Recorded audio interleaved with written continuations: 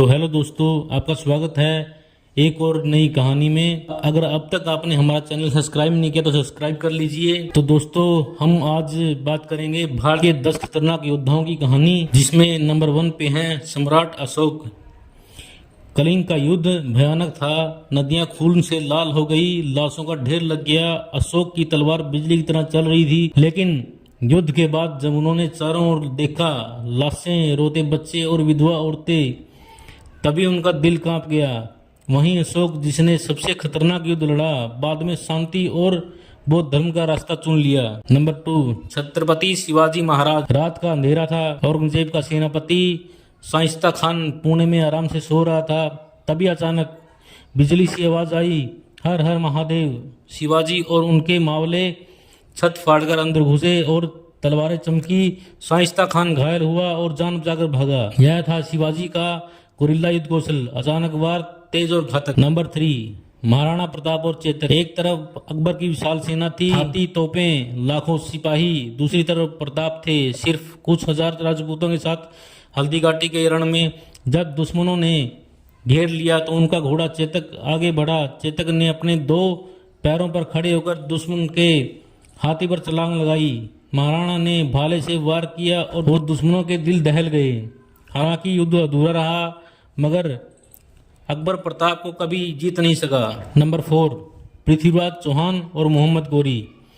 तराइन का मैदान खून से लथपथ था। गोरी की सेना टूट चुकी थी, लेकिन बाद में विश्वासघात से गोरी ने उन्हें पकड़ लिया। जब गोरी ने पृथ्वीराज को अंधा कर दिया तो कवि चंद्रबरदाई ने शब्दों से कहा, राजा, यह शत्रु तुम्हारे सामने है। पृथ्वीराज ने सौदवेदी बाण चलाया। अंधा होने के बावजूद तीर सीधे गोरी के सीने में जा दसा। दुश्मन वहीं ढेर हो गया। नंबर 5, राजा सुहेल देव। अवध की धरती पर गजनवी आक्रमणकारी सालार मसूद अपने हजारों सैनिकों के साथ बढ़ रहा था। तभी जंगल से ढोल नगाड़ों की आवाज गूंजी। राजा सुहेल देव अपने सेना लेकर टूट पड़े। ऐसे प्रतिकार हुआ कि मसूद की पूरी सेना चकनाचूर हो गई। लोग कहते हैं कि उस दिन गंगा घाटी फिर से हिंदुस्तानी की हो गई थी। नंबर 6, रानी लक्ष्मीबाई। झांसी धरती पर अंग्रेज तोपों से हमला कर रहे थे। रानी ने अपने बेटे को पीठ पर बांधा और घोड़े पर सवार हुई। दोनों हाथों में तलवारें ली। रानी ने कहा, मैं अपनी झांसी नहीं दूंगी। अंग्रेज घबराकर पीछे हटे, लेकिन रानी ने वीरगति पाई। उनकी बहादुरी आज भी हर भारतीय के दिल में जिंदा है। नंबर 7, वीरांगना दुर्गावती। गोंडवाना की रानी दुर्गावती जब मुगल सेना से भिड़ी तो तीर बरसने लगे। उनके हाथ में धनुष था, आंखों में आग। जब घोड़ा घायल होकर गिरा तो उन्होंने हाथी पर चढ़कर युद्ध जारी रखा। जब लगा कि अब हार निश्चित है तो उन्होंने स्वयं तलवार अपने सीने में उतार ली। नंबर 8, तानाजी मालसुरे। सिंगड़ किला रात के अंधेरे में दुश्मनों से घिरा हुआ था। तानाजी रस्सियों के सहारे पहाड़ चढ़े। हर हर महादेव की गूंज के साथ वे दुश्मनों पर टूट पड़े। भयंकर युद्ध में वे शेर की तरह लड़े, लेकिन शहीद हो गए। शिवाजी महाराज ने सुना तो आंसुओं में कहा, गढ़ तो आया पर सिंह चला गया। नंबर 9, बाजीराव पेशवा। युद्ध भूमि में बाजीराव की सेना हवा की तरह दौड़ती थी। उनकी गति इतनी तेज थी कि दुश्मन को पता ही नहीं चलता था कि कब हमला हुआ, कब सब कुछ खत्म हो गया।